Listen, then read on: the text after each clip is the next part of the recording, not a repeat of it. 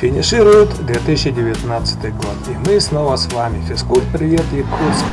Наш канал представляет вам фрагменты первенства ДЮСШ-1 на призы Деда Мороза по легкой атлетике, который прошел 25 декабря 2019 года.